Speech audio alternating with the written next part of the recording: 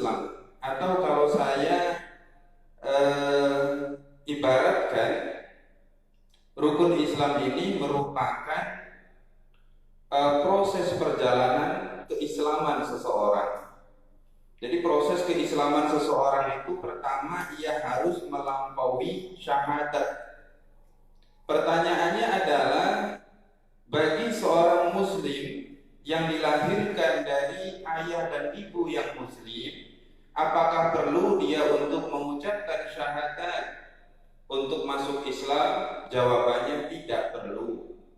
Karena syahadat wajib untuk masuk Islam itu hanya berlaku bagi orang non-muslim.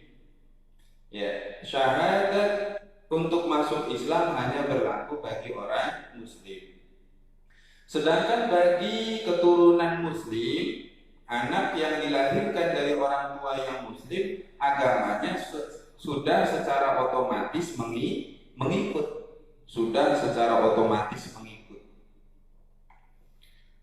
Sehingga di dalam hadis al-walad yuladu alal fitrah itu sudah sangat jelas mengarahkan bahwa agama itu kemudian akan ditentukan oleh orang tuanya. Tabi' lil matbu. Kemudian selanjutnya, bersaksi bahwa Nabi Muhammad adalah utusan Allah, ini merupakan bagian daripada syahadat. Jadi dalam persaksian itu ada dua. Pertama, bersaksi bahwa tiada Tuhan kecuali Allah. Yang kedua, bersaksi bahwa Nabi Muhammad adalah utusan Allah. Itu satu paket. Kalau ada seorang bersyahadat, bersaksi bahwa tiada Tuhan kecuali Allah, tapi dia tidak bersaksi bahwa Nabi Muhammad adalah utusan Allah, maka syahadatnya batal. Syahadatnya tidak bisa diterima. Ya, jadi kalau semisal itu diganti wa anna Musa Rasulullah, enggak sah syahadatnya. Ya, jadi itu harus satu paket. Kemudian selanjutnya adalah wa iqamis shalat. Kalau orang sudah bersyahadat, maka dia itu sah untuk melaksanakan sholat. Jadi rute yang selanjutnya setelah mengucapkan syahadat, maka nanti akan ada kewajiban sholat. Kewajiban sholat ini dilaksanakan ketika kapan? Kewajiban sholat ini dilaksanakan ketika seseorang sudah mengalami masa balik, sudah mencapai balik, sudah dewasa. Umur berapa untuk laki-laki? Untuk laki-laki ataupun untuk perempuan, ya minimal umur 9. Ya. Tapi kalau belum ada tanda-tanda balik, maka disesuaikan dengan tanda-tanda balik itu. Ya, artinya kalau umur 9 tahun belum ada tanda-tanda balik, berarti belum ada kewajiban. Wa iqamis sholat, mendirikan sholat artinya adalah mendirikan sholat 5 waktu. Nah, mendirikan sholat 5 waktu, bukan sholat sunnah. Yang dimaksud adalah sholat fardu atau sholat maktubah. Kemudian yang selanjutnya adalah wa ita'iz zakat.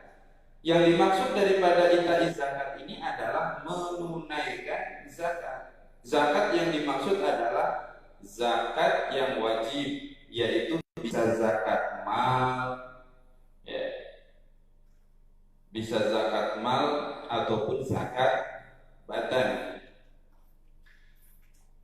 Wa shaumi Ramadan, kemudian yang keempat adalah berpuasa Ramadan. Ya, melaksanakan puasa. Puasa Ramadan ini adalah bagian daripada rukun Islam. Kemudian yang terakhir adalah melaksanakan haji bagi orang yang mampu. Tentunya daripada seluruh rute keberagamaan seseorang itu ditentukan daripada ini. Ya. Jadi oleh karenanya hal yang pertama yang harus dilakukan dilakukan adalah dia bersaksi tiada Tuhan kecuali Allah dan Nabi Muhammad adalah utusan Allah. Setelah itu baru dia boleh melaksanakan sholat, melaksanakan zakat, puasa dan haji sesuai kemampuan. Nah, dengan adanya hal demikian maka sudah sangat jelas bagi kita. Artinya ketika ada orang belum mengucapkan syahadat, artinya bukan orang Islam, kemudian melaksanakan sholat, melaksanakan zakat, melaksanakan puasa, bahkan pergi haji, apakah itu ibadahnya diterima? Jawabannya tidak. Sia-sia. Ya. Mulgo akan sia-sia. Lahu mardudun akan tertolak. Karena syarat daripada sholat itu harus Islam dulu. Syarat zakat itu harus Islam dulu. Syarat puasa Ramadan harus Islam dulu. Syarat pergi haji harus Islam dulu. Kalau belum masuk Islam, ya, non-muslim tidak akan diberikan pahala ketika melaksanakan rukun Islam. Nah, kemudian yang selanjutnya, tapi sebelum saya melanjutkan daripada pembahasan ini, saya silakan para hadirin untuk bertanya.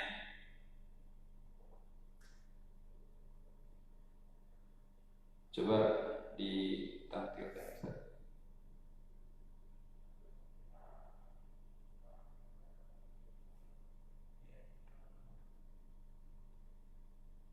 Silakan.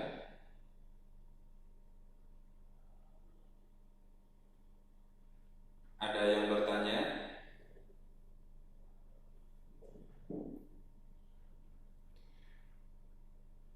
Oke, kalau tidak ada, saya lanjutkan.